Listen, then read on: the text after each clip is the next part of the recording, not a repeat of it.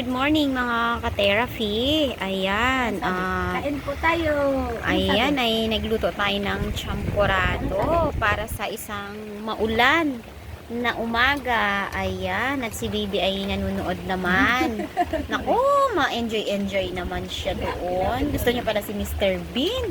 Naku, si mga Mr. Bean pala ito si Baby. Aroy! Seryoso? Seryoso? Kaya nga pinapanood ko siya pag may cellphone Ayan. sa bahay. Ayan, so ang champurado natin ay gawa ito sa mix. Dalo natin kukawang mabili ay nag-champion tayo at nilagyan natin ng tawag dito ibap na gatas. Ayan, at yan nga po ay maulan ang ating araw ngayon, ang ating umaga at kanselado ang mga pasok. Ayan, may maligo ka, bibigyan kita ng damit bago ka pumunta kay vendor ha, para ano tawag dito, ma-press ko kanita. Tapos kung may time tayo mamaya, kung wala akong kliyente ay dahil feeling mo may binat ka, ay isusuob kita, no? Susuob, tapos pagkasuob sa'yo mamaya, ay kailangan mo magpahinga mamayang buong magdamag, no? Kinabukasan, pwede ka na ulit mag-asikaso sa mga anak mo, ano? Ayan mga ka-therapy, at dito nga po natulog si Almira. Ayan, salamat po kagabi sa ating pong live na mga nag-stay kagabi. Ayan, so ayan, kain muna tayo. Ang champurado natin ay may malagkit naman to mga ka-therapy. Hindi man siya ganong kakulay, pero grabe. Malasa naman. Yummy po siya mga ka-therapy. Ang sekreto dito ay champion. Champion na milk chocolate. Ayan. Dominix natin dito na lang siya. Ayan, at sarap mo, Ros. Masarap. Ayan. Oruy. At labis-labis po ang ating pasasalamat sa mga mahal na sponsor na patuloy po na tumutulong sa mga kapwa po na nasa Kain po tayo, ma'am. mahirap na sitwasyon. Ang ma'am, kung Ayan. maganda, kain po tayo. Ayan. So, ayan. Oh, si Baby, parang gusto rin. Parang gustong-gusto din niya. Oh, Grace, dito ka na kumuha, Baby. Oh. Sarap. Kain. Sarap, Grace. Nakadalawang dagdag ka na, ah. Sarap eh. Mhm. Kain eh.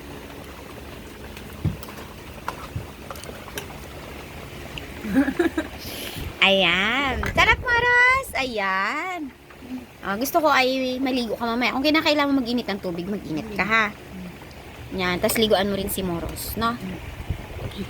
Depende pala ang ano pala, ang champurado. Hindi na babase sa kulay. Hindi. Sa lasa pala.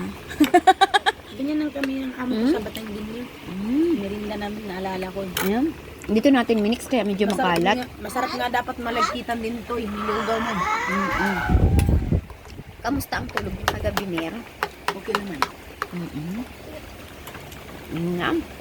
Ay, ang sarap talaga niya, Mer. Tahimik. Tahimik ang tulog namin. Ayan. So, ayun si Baby, kumakatingin naman dito. Gusto kumain. Gusto rin niya kumain. Nagkapapwede ka. Ayan, Maros. Sarap. Ligo ka mamaya. Ligo, liligo. Bigyan na lang natin si Almira muna ng damit na masusuot. Kain niya na eh. Tatawa na ko. At, Nanonood na baby ko binata ay. Ayabang ay, tawa-tawa na ay. Nagdila-dila pa yan ay. Yabang ay. Oh, angat ng kamay. aroy! Yabang na na. Parang sa 5 months na siya eh. At ayan nga mga ka-therapy, si Almira ay desididong-desidido na umuwi ng Leyte. Ayan, at wala tayong tiyak na time kung kailan ba talaga ang alis niya. Pero sa ngayon, dahil dumating siya sa bahay, ay i-assist po natin siya. Dahil nga si Baby ay may sakit. Ayan. Medyo may ubo siya, no? Na pina-check up mo naman. Kagabi ibang ubo niya, pero ngayon okay naman siya. No, siguro kagabi ay malamig. Ano? Aroy! Kung makatingin-tingin naman yan. Hello, Baby! Hello! Aroy! Marunong na mag-smile! Uuwi na ikaw sa lola mo? Ha?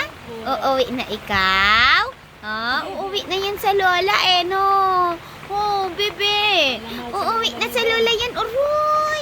Uuwi! Ay, shush! Makikita yung pinsan niya. Ayan. Nakikita Ayan. mo ng pinsan mo doon. Okay. So, ayan, Mirna, i-excite ka rin makita ang Leyte ulit. Oo, at sana sa time na to ay magkaroon ng maayos talaga na resulta ang iyong mga anak, ang buhay mo, no? Hindi ka na gagala-gala, no? Ayan. Maganda kasi sa lugar mo. Alam mo ng lugar. Walang safety ka. Walang nagaan sa'yo. Babastos doon. Oo. Walang mag-aapi doon sa'yo. Dito kasi nakaya ka lang. At hindi mo kailangang hating nasa malalim na gabi nagtitinda ka pa, no? So, papayag ka ba kung makakausap natin ang mama mo? Kung sakaling makuha mo ang contact number, no? Kausapin natin para malaman din natin yung magiging pakaramdam niya ng parents mo pag uwi mo, no? Tsaka si Morris mukhang magiging masaya to sa probinsya. Aroy! May dagat din malapit lang. Oo, swimming pool. Malapit lang. Nasa bayan lang swimming pool. At saka nasa amin din. Aroy, sarap siguro doon. Pwede Ano? mo lalakarin. Ano Sarap, yun? ano? Tubig ng bundok. Nasa ilalim siya. Anong espesyal na pagkain ng ano? Ng Leyte? Depende. Depende Oh. sa order mo.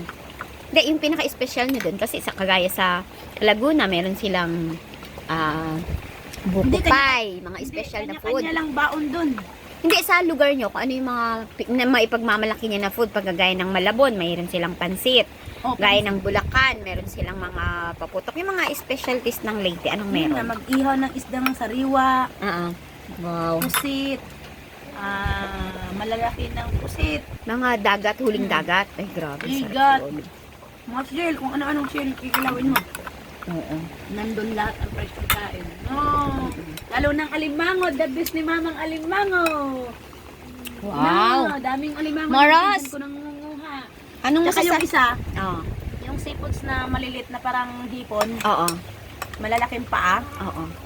mangunguha yung kaibigan ko. Wow. Mahilig sa mangunguha yun. Excited na rin si Moros. May bangka ba doon? Mayroon. Wow! Magiging laking dagat to si Moros, no? Ah, Iwan ko lang kung mayroon pa bang bangka ng mama. Nangunguha kasi ng shell yun. Kailangan magbabangka. gaano kalapit ang dagat sa inyo? Kasi sa amin mga Ganitong 5 minuto lang. iglesia. Abot mo na eh. Dito yung iglesia tsaka dito. Ay, parang sa amin din. Mas malayo pa nga sa inyo sa amin sa dagat.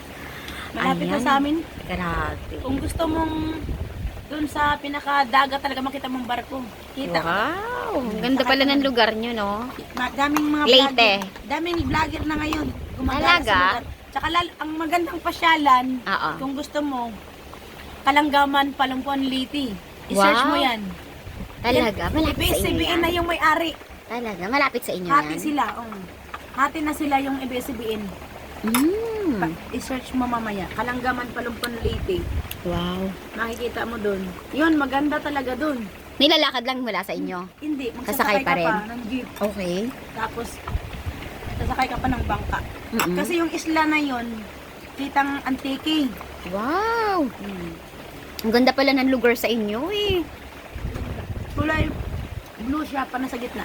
Pag punta mo doon, bago ka maglakad papasok doon, ang labi niya ng daanan, ibon talaga kaya kalanggaman. Ang kalanggaman yung tawag sa Tagalog, ibon yan eh. Oo. Yan, kurma kasing daanan niya, ibon talaga. Saka may labi naman yun.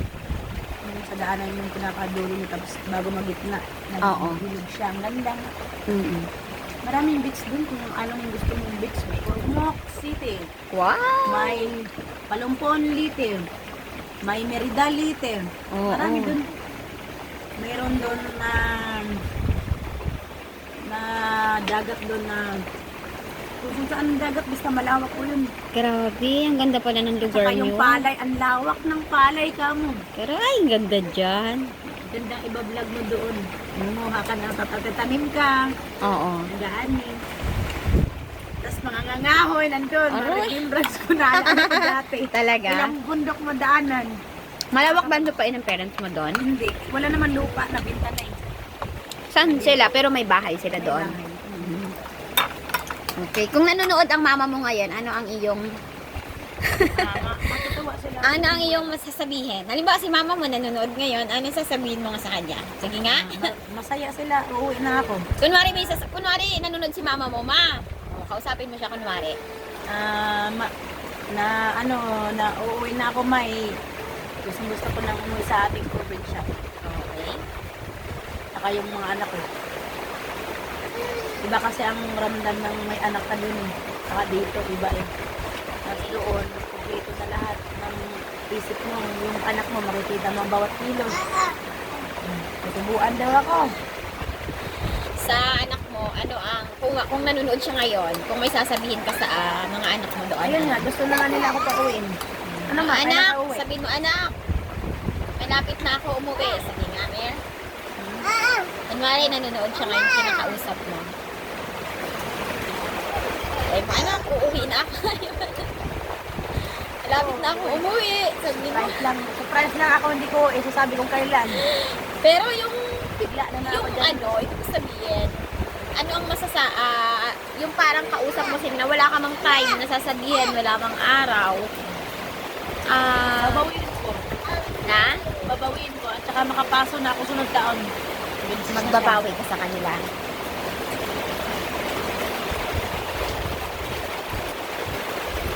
Alam mo yun, 12 years old na naman yun.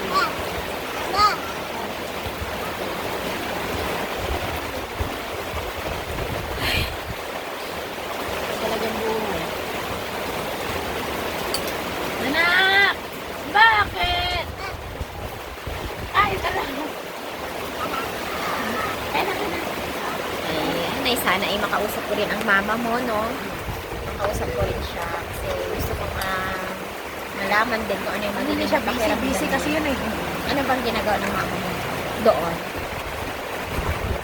Wala kasi cellphone yun eh. Kapatid ko na ko nandun yung nakausap ko. So, ayan mga ka-therapy, tayo po ay may masamang panahon at kansilado nga po ang klase ngayon. So, ayan, nagtsampurado tayo dahil malamig. So, pampainit ko ng sikmura. Ayan, labis-labis po ang aking pasasalamat sa lahat po ng patuloy po na sumusuporta sa ating YouTube channel.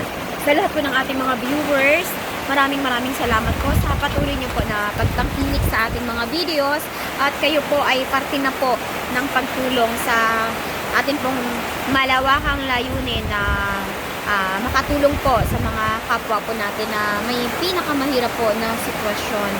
Ayan, sana po mga ka-therapy ay panoorin niyo rin po ang iba nating videos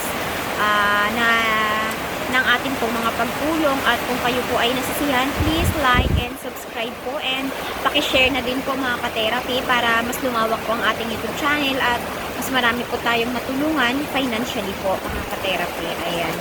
So ako ay na-excite na dumating man ang time na makauwi na si Almira at doon ay ipagpapatuloy na ang kanyang pagbablog, pagpapatuloy niya ang araw-araw nilang routine. Ayan. At kayo pong mga nagmamahal kay Almira or nagsusubaybay sa kanyang buhay ay na hindi ka pa kataga dito, mawala ka ng mga gamit mo. oo, magiging masaya po. Ayan. So, si Elmira po ay mahirap na ang kanyang buhay doon ay napagnanakawan pa raw po siya. May mga nawawala siyang gamit. Kagaya ng ano na nawawala sa'yo. Ito mga kaldero mo? Yung memory ko, alam ko na gusto na buhay. Kaya kasi yung partner na wala kong hindi mo magtiwalaan. Ayan. Ako lang nag-isa, hindi mawala yun.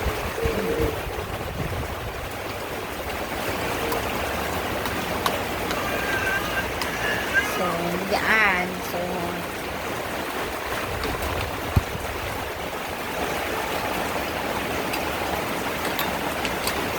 gusto pa mo, Ross? Hindi pa rin na. Nautangan niya. Masarap siya kasi ay!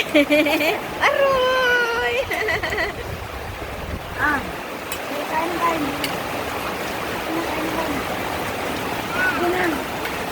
Kain ka na. Dali, meron pa yan doon. Magtitimpla. Gagawa pa ulit tayo.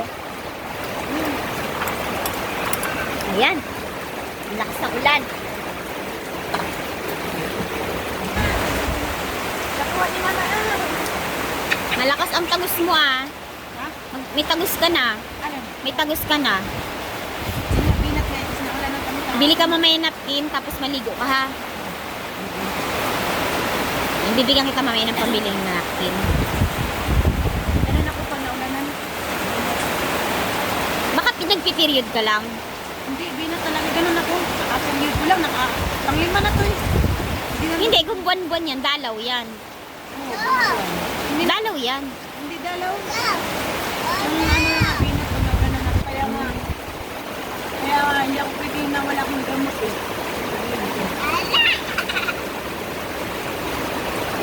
So, mama, ititingnan natin kung pwede kang isuob, no? Ayan, ayan, ayan.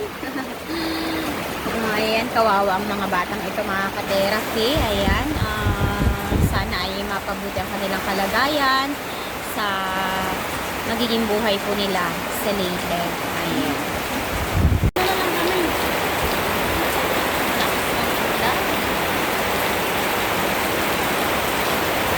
Ate, ano na lang kami, bus na lang. Magbabas kayo kung sakaling uwi na kayo. Kasi ang bus, kasya naman yun eh. Ilang oras ang biyahe nyo? Ha? Ilang oras? Parang 8 oras yata eh. 8 oras? 8 oras o 12 oras. Ah, hindi mo naman Bilangin mo ba? Bilangin mo. Anong bawa? 5 anong bawa? Anong oras na ba dyan? 11. 11. O 11 tanghali kayo madarating. Madali lang. 24 hours. Oo, madali lang. Hindi naman makabiyahe dati. Kapatid ko nga eh, natin gusto ba eh. Sa bawal kong Jakarta. Bumabiyahe yun, maaga yun eh. Tanghali. Natin ko ng 12. Dumating siya ang hapon. Hapon na tanghali. Nakaya na. Hindi na ito eh. Di bagyo? Hindi na to. Kaya hindi ako nagtinda eh. Sayang lang. Hindi ka naman pwede magtinda kasi maulanan yung mga bata.